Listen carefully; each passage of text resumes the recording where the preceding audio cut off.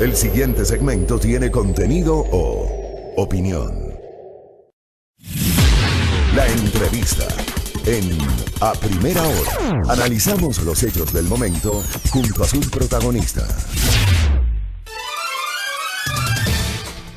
7:41 en la mañana, avanzamos, indetenible el paso del tiempo, 7:42 ahora en la mañana, gracias a la colega Andrea Luna que me comparte información de la Intendencia de Policía de Pichincha. La intendenta Daniela Valareso ha informado que ya se han realizado 90 controles en farmacias y tiendas respecto de los productos de limpieza, gel, alcohol desinfectante, entre otros. En esta especie de apocalipsis zombie que vivimos el fin de semana, las perchas vacías en supermercados y en farmacias, una cosa de locos. Los precios, según Intendencia, se mantienen y se reforzará el abastecimiento de estos negocios. Es justamente la información que nos había compartido la colega Andrea Luna. Por otra parte, me escribió un oyente, Nelson Guamán, al Twitter. Dice, esto es grave. Una tía con cáncer la anterior semana por su cuidado diario compró una caja de mascarillas en $3. Desde el sábado las vendían entre $11 y $15 por el sector del Hospital Carlos Andrade Marín del Seguro Social. Miren ustedes, alerto con esta noticia a propósito del tuit que generó la Intendencia de Policía. Alerto a la Intendencia sobre esta denuncia que nos hace el ciudadano Nelson Guamán a través del mensaje en la red social Twitter en torno a este tema. Siempre hay casos de viveza criolla, lamentablemente, en el Ecuador. Es una pena que justamente se maneje así. Gracias también al colega Andrés Reliche. Hago una digresión sobre el tema del coronavirus. Me alerta de la suspensión de la audiencia del caso Sobornos prevista para hoy por el fallecimiento de la madre del juez Iván León, que es parte del tribunal de juzgamiento de este caso. Gracias, Andrés, por esa noticia. Estamos expectantes de la fecha y hora de la reinstalación de la audiencia del caso Sobornos. Bueno, retomo el tema del coronavirus. Le pregunté hace minutos al doctor Pablo Araujo, docente investigador, si el Ecuador está preparado para aquello, que creo que viene a ser la pregunta del millón. ¿Está el Ecuador económicamente, con infraestructura, con la presencia de especialistas, preparado para enfrentar esta preocupación mundial en torno al coronavirus? Hemos invitado al doctor exdirector del Instituto Nacional de Estadísticas y Censos, Byron Villasís, para que nos acompañen esta mañana y conversar justamente detalles. Él conoce mucho de estadística y también de política, obviamente, que nos acompañe para hablar justamente de este tema. Si el Ecuador está o no preparado. Doctor, bienvenido, qué gusto. Qué gusto y muchísimas gracias. Saludos a todos los radioescuchas y a ustedes, siempre gracias, es un privilegio estar aquí y aceptando la invitación. Hay dos formas de evaluar si Ecuador está preparado o no, una forma estructural y un análisis coyuntural. Acostumbro a basarme en estadísticas para poder tener algún argumento respecto y para el tema estructural hay que analizar indicadores a nivel mundial que identifican cuán preparado está el Ecuador o no. El indicador más popular en este sentido es el Global Health Security Index, es un indicador que prepara la Universidad Johns Hopkins y lo que hace la universidad es rankear a 180 países para identificar cuán preparados están para riesgos de este tipo. Ecuador a nivel general se encuentra en el puesto número 29 en comparación con alrededor de 180 países, pero lo interesante es analizar subcategorías para identificar en qué categoría el Ecuador tiene un poquito más de riesgo. En la categoría de detección de este tipo de virus se encuentra en la posición número 32, en la categoría de respuesta, es decir, cuán ágil es el sistema para responder, desafortunadamente está en la posición 85. Y en la categoría de normas y de infraestructura se encuentra en la posición 126. Es decir, de acuerdo a cada una de las subdimensiones se puede ver que el Ecuador tiene una infraestructura que es medianamente adecuada, pero en cuanto a su capacidad de respuesta y a las normas, desafortunadamente está en desventaja. Eso es esa desventaja, ¿por qué? ¿Por qué se da eso? Principalmente porque las normas que tiene la salud pública en comparación con estándares mundiales y de acuerdo a este índice deberían estar más actualizadas. La capacidad de respuesta de forma estructural debería ser un poco más alta. Es un tema normativo. Es un tema normativo. Por ejemplo, el hecho de que desde hace casi 7 años en la Asamblea se debate el Código Orgánico de la Salud y todavía no lo aprueban. Exactamente. Ese es uno de los por mencionar un ejemplo. Por mencionar un ejemplo. Y segundo es, por ejemplo, todos los temas que tienen que ver de coordinación coordinación entre los distintos entes de salud. Porque este es un tema, obviamente, que lo tiene que liderar la cartera de salud, pero implica todo el sistema de protección social. Hay que tener claridad que las poblaciones más vulnerables para este tipo de virus son las poblaciones de estratos bajos, de edades adultas de más de 60 años y que obviamente se encuentran en desventaja socioeconómica. Es decir, la respuesta no tiene que ser homogénea, tiene que estar muy bien estratificada y enfocada en poblaciones que son vulnerables. ¿Quiénes son las poblaciones vulnerables? No son las personas que pueden pagar $60 por una máscara, son los adultos mayores que están en condiciones de vulnerabilidad económica, social y obviamente de salud. Por lo tanto, no es un tema solo de salud, es un tema de red de protección social. Y es para esos sectores sobre los cuales se requiere una articulación del Estado a través del Sistema Nacional de Salud. Exactamente. No existe esa articulación. Por el momento, yo creo, esta es una valoración mía personal, yo creo que ha sido bastante tibia. Veo controles, por ejemplo, en el tema de precios en Guayas, en Pichincha le veo bastante todavía tibia la reacción, en otras provincias también le veo tibia.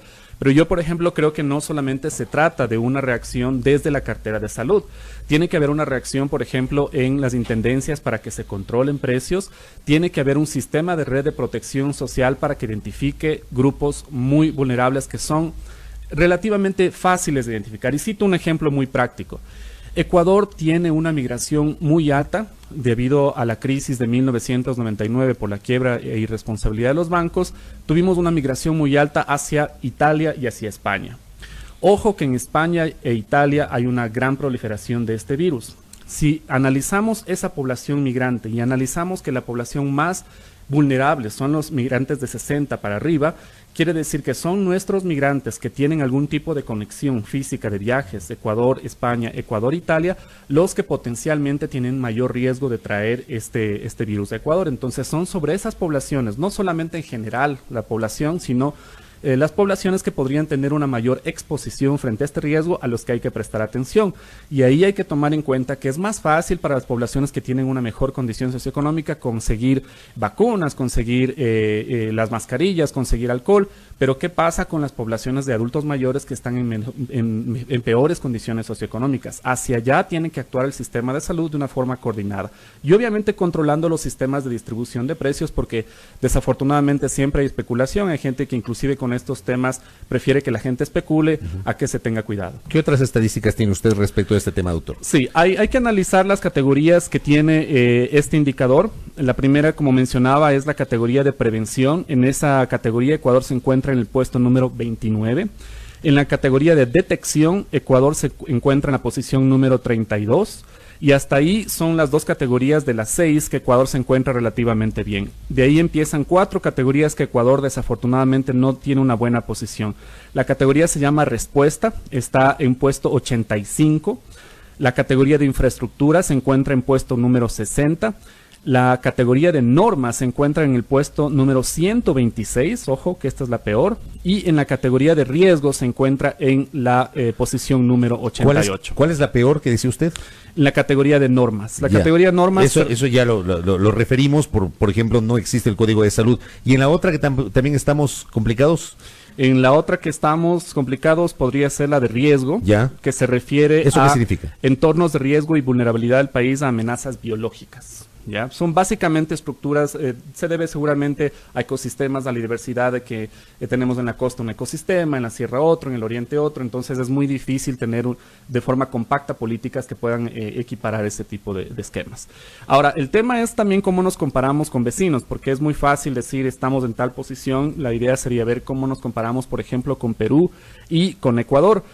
A nivel general, Ecuador se encuentra en ligera ventaja comparado con Perú y Colombia se encuentra en una tercera posición. En términos generales, en términos agregados, Ecuador se encuentra con un puntaje en el indicador de 50.1, Perú en 49,2 y en tercer lugar Colombia en 44. Ahora, si analizamos, por ejemplo, el tema de normas, que es el tema más complicado, desafortunadamente Ecuador está de largo en el último lugar. Está con un puntaje de 43,5, Perú tiene un puntaje de Perú tiene 63 y Colombia 60,1. Entonces, bueno, hay que ir identificando cada una de las dimensiones para poder tener un acercamiento mucho más puntual a identificar en qué áreas. Pero yo creo que el mensaje en general global es, Obviamente que la población tenga calma, pero quien no debe estar en calma, quien debe estar muy alerta y muy bien coordinado es el Estado, porque es un ejercicio sobre todo donde se demuestra que el Estado tiene que tener una intervención efectiva, tiene que tener una intervención coordinada y sobre todo tiene que identificar las poblaciones vulnerables. Lo que menos tiene que hacer el Estado es pensar que este es un problema generalizado para todos, enfocar, segmentar y ser efectivo en ese sentido. Uno de los temas que, por ejemplo, ayer se hizo muy viral es el hecho de que Ecuador es el país latinoamericano que registra a esta hora el mayor número de casos de coronavirus, con 6, por encima de México, que ha detectado 5, y Brasil, que ha detectado 2, 1 República Dominicana.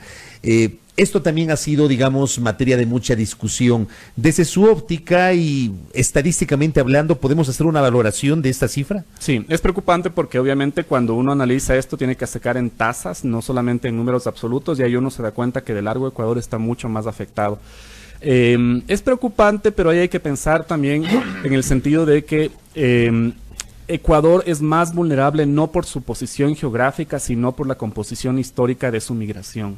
Recordemos que el vuelo que trajo la persona con el virus viene desde España y es precisamente ahí lo que me permite por el momento especular esta idea de que las poblaciones más vulnerables son las poblaciones que tienen viajes frecuentes con los países que tienen mayor contaminación y nosotros tenemos una gran proporción de ecuatorianos que viven en Europa por cuestiones de migración. Y además tenemos vuelo directo de Quito a Madrid o de Guayaquil a Madrid. Y asimismo me parece que hay una frecuencia bastante alta con vuelos hacia Italia. Ya, entonces, y hay vuelo directo también a Ámsterdam, me parece. Así ¿no? es, así es. Entonces el problema ahí es que tenemos que enfocarnos precisamente en poblaciones de adultos mayores y de adultos mayores que tengan alguna relación con migrantes, porque son ellos los que están expuestos a este esquema.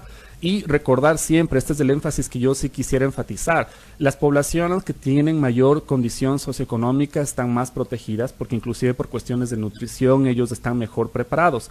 Desafortunadamente, las poblaciones que tienen menores estratos socioeconómicos están más vulnerables, son menos informadas, tienden un poco a tener menos acceso a información. Es hacia allá donde el Estado tiene que tener un enfoque mucho más fuerte, invertir y coordinar esfuerzos para que puedan acceder a todos los sistemas de salud. Hay una preocupación no solamente en el Ecuador, sino a nivel global sobre el impacto en la economía producto del coronavirus.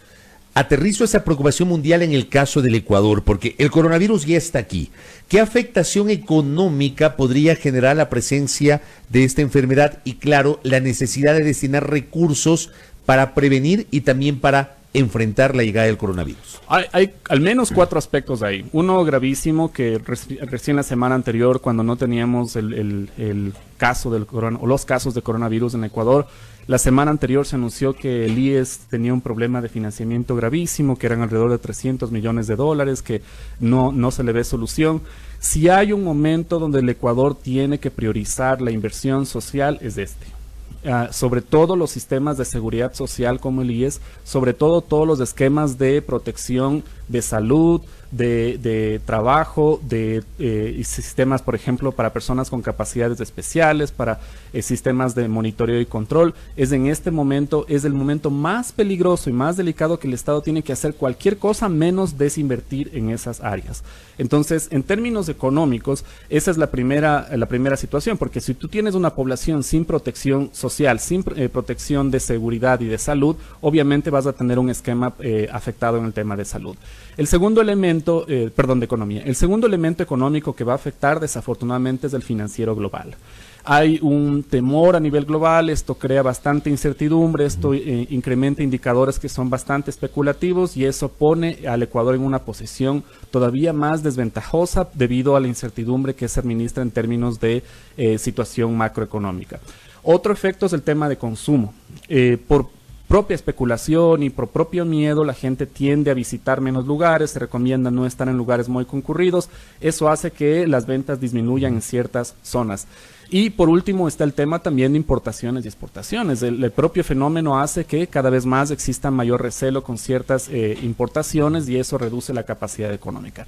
En general, estos 4 aspectos económicos lo que demuestran es que desafortunadamente va a ser un año más difícil para el Ecuador porque Ecuador es un país pequeño, depende demasiado de las estructuras internacionales e internacionalmente esto se identifica como un shock económico. Entonces nosotros somos como un pequeño barquito en el mar. Si es que existe un leve oleaje, Ecuador está en riesgo, así que hay que tener muchísimo cuidado y es por eso que el Estado tiene que tener una posición activa de protección y sobre todo de inversión. ¿Usted cree que, por ejemplo, con base en aquello, el Ejecutivo a través del Frente Económico debería hacer algún tipo de reforma al presupuesto general del Estado de este año para asignar mayores recursos al sector salud? Tiene que hacerlo eso de forma urgente, no solamente por cuestiones del coronavirus, sino porque esto tiene que tener un esquema que sirva de protección e inclusive para que le permita invertir en áreas de sector que es altamente vulnerable. Yo creería que es el sector económico y el sector social, porque insisto, esto tiene que ser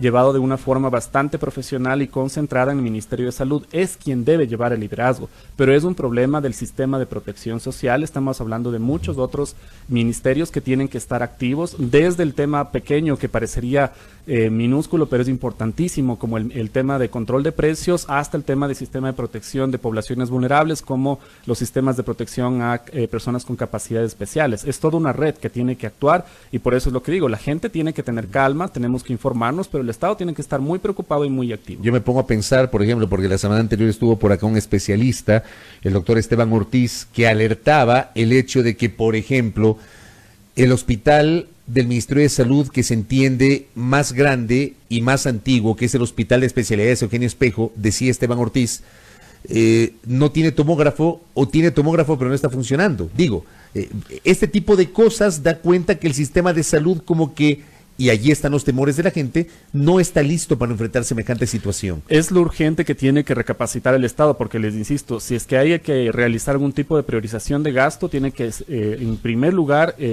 dar una prioridad para que tenga muchísimas más alternativas del sistema de control de salud, porque si hay algo que tenemos que proteger en el Ecuador son los habitantes, independientemente si uno quiere una situación económica positiva o no, tiene que empezar por ahí. Así que recordar que el tema de salud es una red que no es solamente el sistema del ministerio, sino toda una red de protección y de forma segmentada. Usted, si bien es cierto, no es su campo, pero digamos, a propósito de esta entrevista, le quiero consultar cómo ha visto usted, por ejemplo, el papel del gobierno en el plano comunicacional, el tema del flujo de información hacia el ciudadano común. Yo planteaba al inicio de este espacio y le pedía a la gente que este tema, por su propia naturaleza, debe obligarnos a circunscribirnos a la información oficial para evitar todo tipo de especulaciones, inclusive para tratar de enfrentar noticias falsas, las fake news o noticias descontextualizadas o cosas que supuestamente ocurren aquí, pero resulta que no ocurrieron aquí sino en otros países. Hubo un video que se hizo viral en las redes sociales y en las cadenas de WhatsApp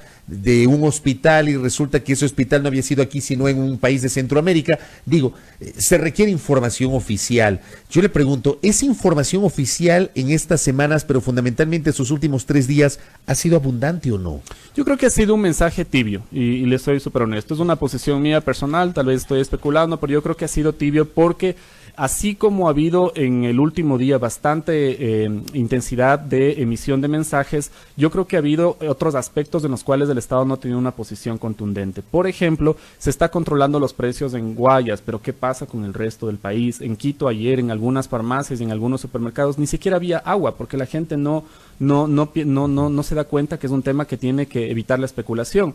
Las autoridades tienen que tener una presencia ahí. Hay otro aspecto que siento que la autoridad ha sido todavía tibia, es el tema de cómo se difunde de forma irresponsable la identidad de personas que están inmiscuidas en estos procesos. En eso, en cualquier país del mundo donde exista un sistema de control de comunicación que sea adecuado y que sea democrático, amerita sanciones. Necesitamos tener un lugar donde la gente tenga la tranquilidad de que su información privada no es difundida de esa forma. Existen normas internacionales, existen reglamentos internacionales, precisamente en la dimensión en la que Ecuador tiene mayor debilidad en el indicador que estaba mencionando, donde uno tiene que tener una autoridad muy firme, respetar la privacidad de las personas, no solo por cuestiones éticas y morales, que sería lo obvio y suficiente, sino porque el difundir ese tipo de información crea pánico. Y si es que uno no controla a las personas que especulan esa información de forma irresponsable, lo que genera es una especulación que se va de las manos. No es solamente un tema de emitir mensajes que parecen positivos, de prevención, sino es un tema también de hacer sentir que el Estado tiene que controlar información para que se rijan en un momento que se necesita control y se necesita también que la ciudadanía colabore. Eso implica también el respeto por la identidad de todas las personas que están inmiscuidas en este proceso. Usted, por su propia formación, tiene una visión un poco más internacional o global sobre algunas cuestiones. Yo le quiero preguntar y pedir una reflexión a Byron Villasís, que nos acompaña en esta mañana. El último fin de semana, a través de varios sistemas de telefonía móvil, nos llegó a los usuarios mensajes, como por ejemplo, hay uno que dice acá: Ministerio de Salud informa, si presenta fiebre, tos y dificultad para respirar, llame al 171, que es la línea que se activó, para que un médico evalúe su caso a distancia con telemedicina. Ese tema fue explicado, el tema de la telemedicina fue explicado, creo yo, con mayor amplitud hace un par de semanas que estuvo por acá el ministro de Telecomunicaciones, Andrés Michelena, y sé que la telemedicina funciona en otros países como en Estados Unidos, se aplica. Pero en el Ecuador, ¿cómo estamos en ese tema? ¿Cómo le ve usted esto de la telemedicina y si esto funciona para este caso en particular? Este debería ser un tema absolutamente complementario, satélite. ¿Por qué? Porque los temas de telemedicina funcionan cuando existe primero un sistema de distribución de telecomunicaciones que sea eficiente. Ecuador no lo tiene y primero hay que recordar que existen poblaciones que tienen vulnerabilidad social, que no se les hace tan fácil acceder a una página web, a un teléfono para poder reaccionar ante este tipo de cosas. Por lo tanto, todo lo que tenga que ver con telecomunicaciones, con tecnologías de información, está muy bien que se intente masificar, pero hay que recordar de nuevo lo que mencionaba al inicio de la entrevista. ¿Quiénes son las poblaciones vulnerables? Son poblaciones vulnerables de estratos bajos, de estratos populares y mayores de 60 años. La penetración del Internet en estas poblaciones es del 7.8%. Entonces le estamos diciendo a la población más vulnerable, por favor, conéctese a través de una página web, cuando resulta que ellos son los que tienen menor penetración en relación al resto. Entonces, todos los temas de telemedicina, todos los temas de tecnología de información funcionan, pero de una forma satelital, de una forma complementaria. Lo que hay que hacer es un esquema mucho más enfocado a un sistema que distribuya la atención a los usuarios a través de las redes físicas de atención. Y eso implica no solamente esperar a que la gente vaya a los centros de atención, sino identificar a las poblaciones e ir a esas poblaciones para poder in situ ayudarles de forma física, porque supongamos en el mejor de los casos que la persona tenga acceso al teléfono, que llama al teléfono, que le contestan el teléfono. ¿Cómo sabemos que la descripción de la persona vulnerable es legítima, es lo suficientemente didáctica para que el doctor haga un diagnóstico adecuado? O sea, uno entendería que la telemedicina se aplica para pacientes cuyo médico conoce su historia clínica y más o menos ya sabe por dónde va la cosa, ¿no? Exactamente, porque pero no para quien se lo ve por primera vez.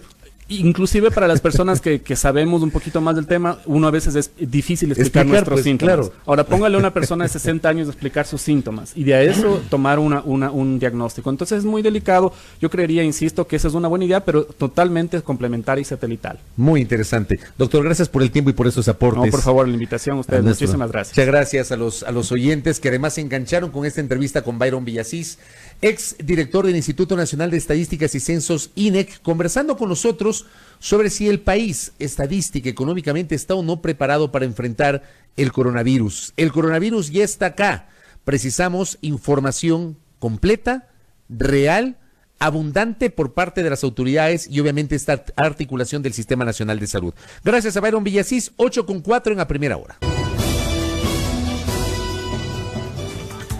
8:06 Gracias a todos quienes nos acompañan a esta hora aquí en la primera hora. Les contamos que hace pocos minutos el analista Byron Villasís explicó qué tan preparado está nuestro país para enfrentar al coronavirus. Estamos en la posición 85 en torno a respuesta frente a otros países, mientras que en infraestructura ocupamos el lugar 60.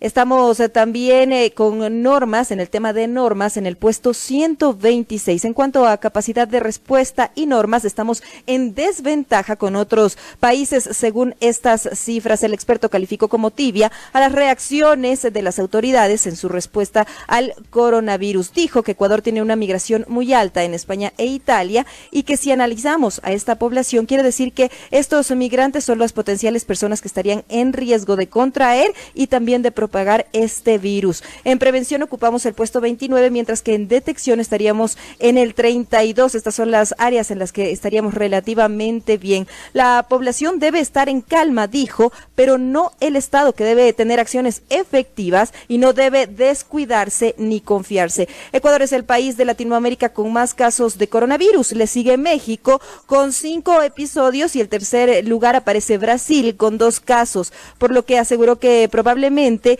esto se debe a que nuestro país es más vulnerable por el tema migratorio hacia los países europeos que cuentan con mayor presencia del virus, como son Italia o España. En lo económico explicó que en este momento Ecuador debe priorizar los temas de recursos, en temas de recursos a los sistemas de protección social. Debe hacer cualquier cosa menos desinvertir en estas áreas. El segundo elemento es el tema financiero global. Dijo que la incertidumbre macroeconómica genera impactos negativos. Las importaciones y también las exportaciones generan impactos negativos. Esto también se ve afectado por el tema específico del miedo, esto en comercio exterior. Será un año más difícil porque para nuestro país, ya que es pequeño y depende de la coyuntura internacional. El Estado debe tener una posición activa de protección e inversión, por lo que sugirió una reforma urgente que le permita al país invertir en las áreas altamente vulnerables. Además, sugirió sanciones fuertes a quienes difundieron información privada y sensible respecto al coronavirus en los últimos días. Dijo que hay que respetar y explicó y aseguró que difundir esta información genera pánico en la ciudadanía, por lo que se deben realizar acciones fuertes y no tibias por parte de las autoridades. Sobre la telemedicina, explicó que hay que entender que la población más vulnerable es de clase socioeconómica sensible y también adultos mayores que muchas veces no tienen acceso a un teléfono o medios digitales. Por ello explicó que no se puede dejar de lado a los más vulnerables y hay que acompañarlos in situ a quienes se encuentran en esta situación. 8 de la mañana con 10 minutos.